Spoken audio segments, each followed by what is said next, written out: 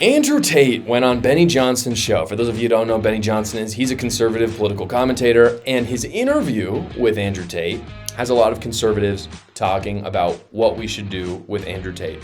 Russell Brand, who I would say is one of the largest political commentators on the right at this point, came out in support of Andrew Tate, and I'm sorry, but I cannot agree with Russell on it. I'll talk about it in a second, but I want to show you what Russell said about Andrew Tate. Someone like Andrew Tate, with the audience he has, could make a significant difference if correctly backed. He does say some stuff that's pretty out there. But the fact is, in a democracy, if someone is able to glean popular support, they can have a mandate. They should be represented. I suppose what's more significant and interesting to me is the way that figures like Andrew Tate or Tommy Robinson have always been maligned, I think, to place an impassable threshold around systems of influence and power. You can have your own views of Andrew Tate. You might think he's misogynistic or vulgar, but the fact is he appeals to a lot of people and he represents some things that a lot of people are very interested in. Just to clear up what Russell Brand says there, Andrew Tate is not just misogynistic and vulgar. He's also a pimp. Like that, that's the best of Andrew Tate. If you want to say he's misogynistic and vulgar, he's got so much worse things. There's nothing conservative about him. None whatsoever.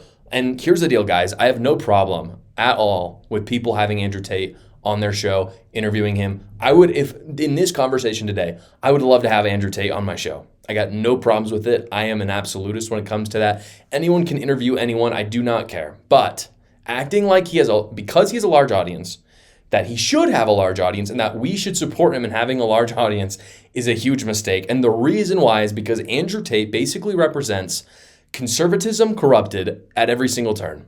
On one hand, he's conservative, but on the other, he completely destroys it. I'll give you an example. He's religious. That's very conservative. That's good. But he's a Muslim extremist. And since when did conservatives support Muslim extremism? I don't understand that. The other thing, he's an entrepreneur. Okay, that's good. Yeah, we like entrepreneurship. It's very conservative. But the business that he chose to create with his entrepreneurial spirit is pimping out naked girls online. That's his business. Another example, he's physically strong, he's mentally strong. That's great, that's very conservative, I would say. But instead of using those things to fulfill his societal obligations, to create a family, he uses them to indulge in pretty much every sin that he can, and he does that publicly, and he encourages his audience to do it as well.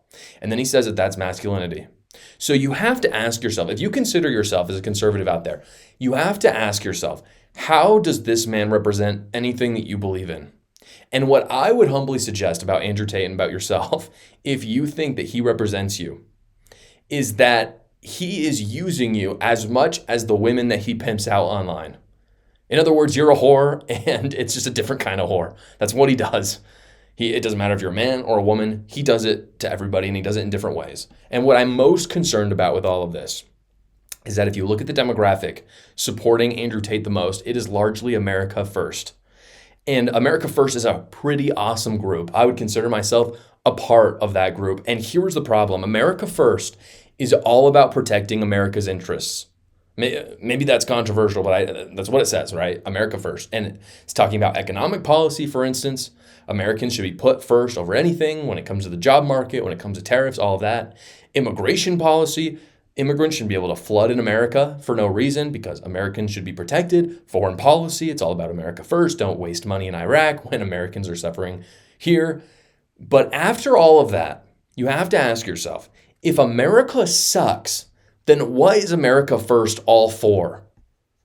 What are we protecting it for? And progressives, here's the problem. Progressives will take over America first, just like they took over the Republican Party under Bush. Because we'll be so distracted by focusing on America First policies that the America that we are actually putting first will be the progressives' America. And so we'll succeed in getting America first, but it'll be a sucky, sucky America. In other words, we're going to fall into a cycle that's already been repeated where conservatives focus on immigration, they focus on the economy, on foreign policy, and leftists focus on the social policy. And then in the end, leftists win because we preserve a free America, but for them to run. And there's no conservatism left. And the reason why that happens is because we freaking trust people like Andrew Tate. And that's our future. That is our future if Russell Brand supports Andrew Tate, if these conservative people support Andrew Tate. You want to talk about America first for a second? Andrew Tate is a Romanian Muslim pimp trying to interfere with the social politics of America. He has nothing to do with us.